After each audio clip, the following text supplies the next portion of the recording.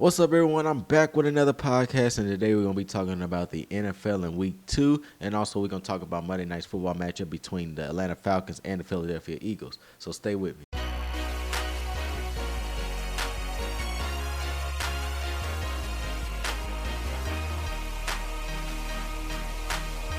Hello, everyone. Once again, back with another episode. This is episode 14 of Jordantalks podcast.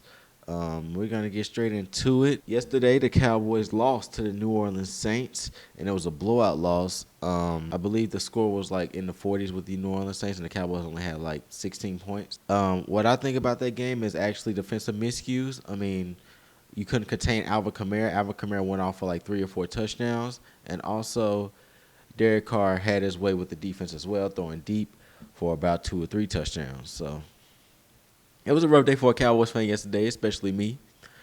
And also, I feel bad for Dak Prescott because yesterday people kind of downplayed him for his performance. But when you're told to throw the football 35 to 40 times a game with no run game available, you get to look like that naturally because now teams are knowing what you're going to do. The Cowboys became predictable on offense yesterday because Dak threw the ball a lot. And now the Cowboys moving on this season have to learn how to get, we got to get a run game. We signed Dalvin Cook. We have Ezekiel Elliott, Rico Dowdle, Deuce Vaughn. One of those guys is going to have to step up. And also the offensive coordinator is going to have to step up and diversifying the game. Just run game, pass game, run game, pass game. And not too much of the pass game to make Dak look bad. So that's my take on what happened yesterday. I feel like we can get better from this. We had the Ravens in Week 3. The Ravens started off 0-2, so they're going to be on a mission next week. They're going to have to play the Cowboys. So it's going to be a tough game next week. Both teams are looking to show that they can still strive in this season. So up next, we have the Chiefs versus Bengals. Now, the Chiefs beat the Bengals in a game-winning field goal yesterday.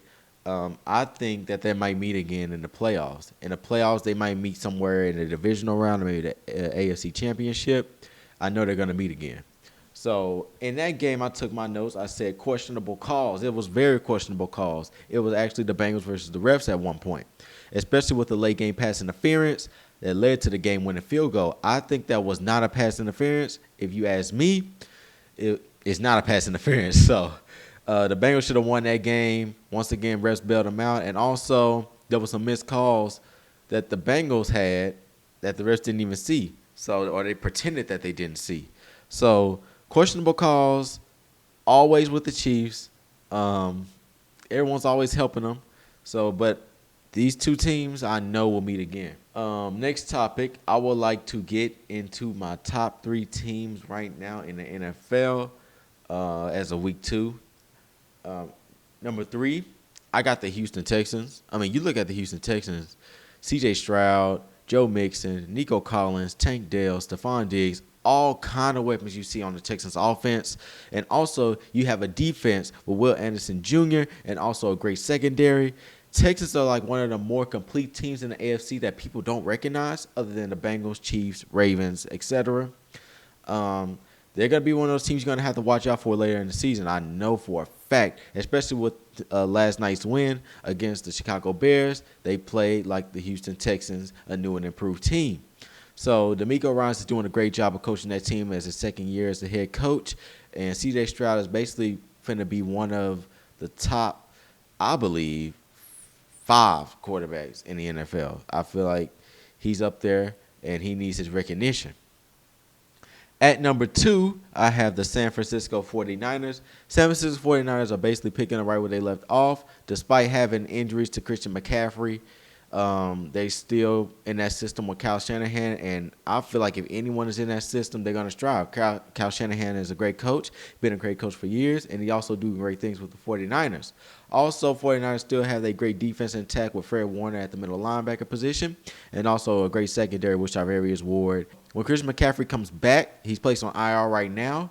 I feel like they're going to still hit stride. 49ers is a great team overall. At number 1, I have the Kansas City Chiefs. Kansas City Chiefs are still maintaining their name as one of the better teams in the league. And I feel like they're number 1 because Patrick Mahomes, with any kind of players that he have, he's still going to be Patrick Mahomes. Patrick Mahomes, one of the best quarterbacks in the league. And also Travis Kelce has a lighter workload this season with Rashee Rice and Xavier Worthy at wide receiver. So that offense is now diversified. They're good. They're a very good team. And also that defense with Chris Jones and all those other guys, they're pretty good as well. So the thing I see about these top three teams is that they're more complete. I might harp on the Cowboys for a minute. Cowboys might not be in top three this whole season. I hate to say that as a Cowboys fan, but top three teams, they play both sides. They have a run and a pass game, and also their defense is actually consistent throughout the whole entire season. So that's why you see all three of these teams, they made it far in the playoffs last year. Cowboys didn't. My bad. I just had to get that off my chest for a minute. But moving on to the next topic, Monday Night Football predictions. Tonight, the Eagles play the Falcons. A few things to consider. A.J. Brown will be out with a hamstring injury. I feel like this is not going to stop the Eagles. Jalen Hurts, I feel like, is a good quarterback in the NFL. Not top five and not better than Dak, but he's a great game manager when it comes to playing for the Philadelphia Eagles. He has weapons like Devontae Smith, Saquon Barkley, and also a great O-line. So I feel like they'll win tonight, but not just as much as if they had A.J. Brown. With the Atlanta Falcons, the reason why I feel like they will lose tonight is because Kirk Cousins is not really a premier quarterback. He's not one of those quarterbacks you can see like, oh, wow, he really jumps out the screen at you.